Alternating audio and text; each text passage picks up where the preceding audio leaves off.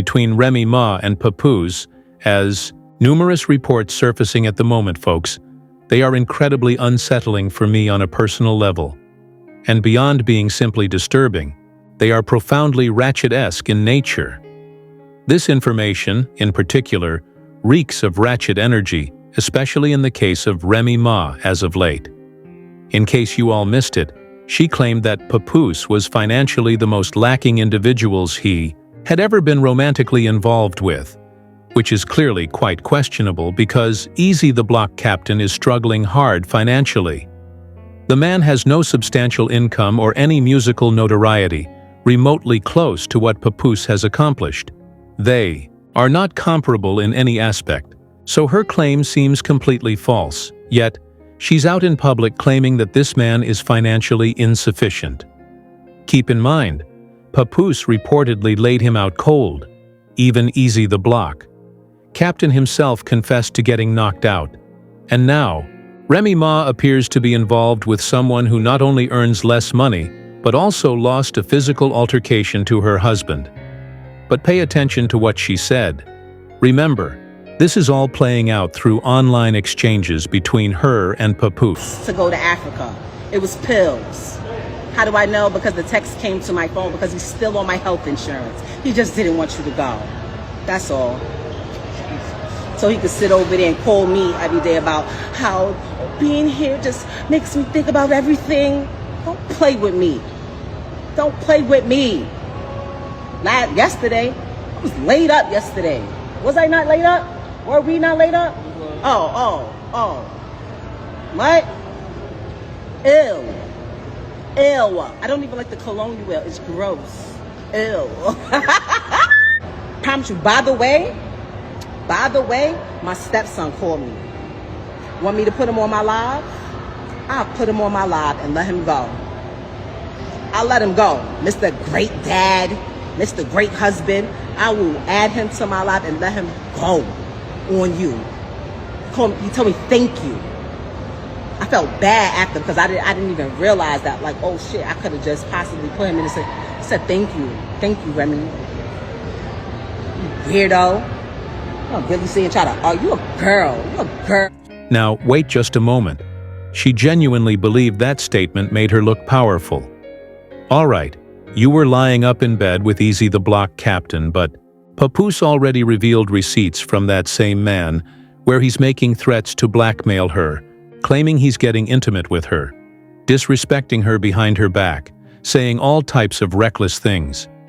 He is clearly being dishonest. Let's face it, Easy the Block Captain is simply a manipulator, but that's the man she's choosing to align herself with, talking about how they spent the evening together. But just hold on, because Papoose is likely about to drop some information that's even more damning. Clarify about all of these fabrications and these lies that she up here telling. Also, I said earlier, now, I don't even want to speak on the drug thing that I said earlier, but I highly suspected it because she was acting outside of herself, laying up in a hotel and all this for days. It was just like crackhead behavior. And then it been exposed in the past that the chump used the drugs. They got photos of him smoked out and all that, looking crazy. So I said, damn, it's either that, but we know the blackmailing thing, I already exposed that. So that's neither here nor there. But what I wanted to, last thing I wanted to clarify is, when I went through the process of dealing with what I was dealing with her, being in the house with my daughter crying night after night. She wanted her mother. All she knew was me and her mother. You gotta remember, COVID happened. It was just the three of us locked in the crib. We couldn't even go out. We lived in Manhattan at the time. So all my daughter know is us. So when she started to stop coming home, so she could be with the lame. If you listen to the audio, he tells you. He's on the audio saying, she'd be at my house for days. Bragging. Talking to another individual on the phone. Bragging about it. Yeah, she'd be over here at my house days at a time. So if you at his house days at a time, who's home with the baby? Me.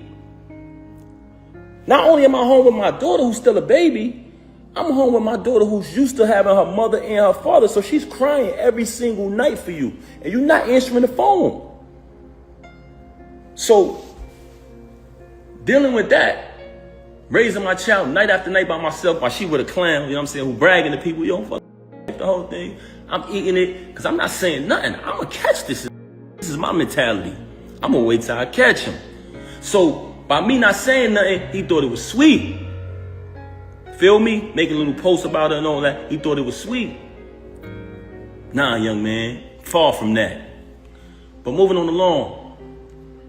The process of me dealing with all of that, being in the crib, constantly dealing with that, my daughter, you know what I'm saying, quit the job, you know what I'm saying, the executive position, working that, but still trying to balance everything, still paying all the utilities in the crib, the whole thing. I can honestly admit, going through that, I'm not a person that uses drugs. Anybody that know me will tell you that. Verify it. Very, very, extremely mentally sober. Extremely. I could control anything in my life, but I did fall victim to gambling, going through that. I can admit that. But did you notice that there's no accountability with her? She never admitted anything. I can admit that I fell victim to that. I caught a habit with that. But guess what?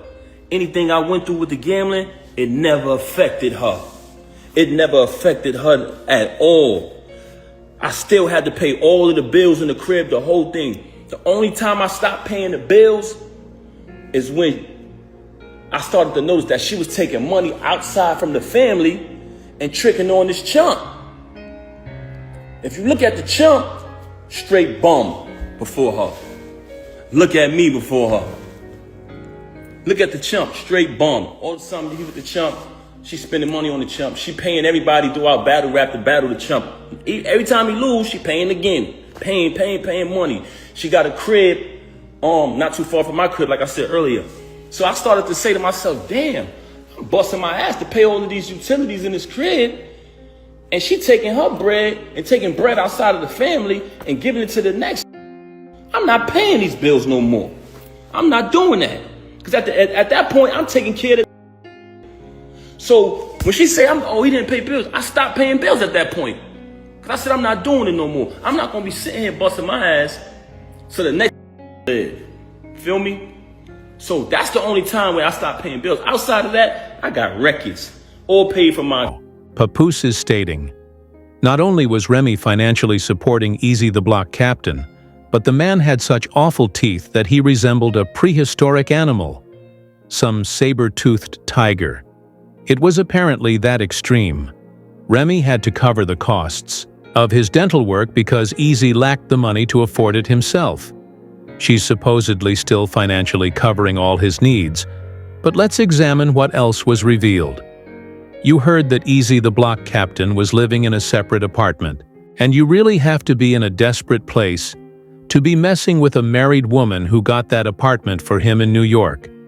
He would travel down from Philadelphia, or wherever he's from, just to stay in that place. Meanwhile, he's calling, people saying, "She spends the entire day with me. You can go look it up. It's in those clips on site. I just don't have the energy tonight, y'all. I'm worn out. You'll need to do some digging yourself. I'm not in the mood to help you today." Now think about this. Your daughter is left alone at home because you're off spending the entire day with your secret partner. Now Papoose admitted that he was in a bad place. He began gambling and fell into depression while dealing with her cheating behind. But let's be real. She might have been following in the footsteps of that character Whitefeather, chasing after young men with no regard, and it adds up because this younger man clearly does not value her or the relationship. And meanwhile, your child is at home with Papoose because her mother is far too busy getting her cheeks clapped by Easy the Block Captain. That's the reality. She just can't stop hooking up with someone who has never truly been committed to her. And now she's self-destructing online. It's wild. And Papoose even described another moment where she brought a whole other woman into their house while she was still incarcerated. He allegedly caught them in the bedroom engaged in some very inappropriate acts, while their daughter was also present in the room. Can you imagine something so horrific? It's practically illegal. Maybe not on paper, but it definitely borders on criminal behavior. Visualize walking in on your spouse in the middle of a same-sex encounter while your child is in the room with them. That's completely filthy. And Remy, Ma threw away everything just to have a few moments of freaky satisfaction. It must have been wild, though. That guy probably thought, "This is my one shot at a legendary clap session. I gotta go all in." And hey, props to him, I guess. He succeeded. But Remy Ma's cheek-clapping episodes are escalating into full-blown chaos. So what are your thoughts on this, family? This is your guy, O'Shea Duke Jackson, back once again for another installment of Let's Be Drunk. Make sure you subscribe and hit that notification bell. We're out.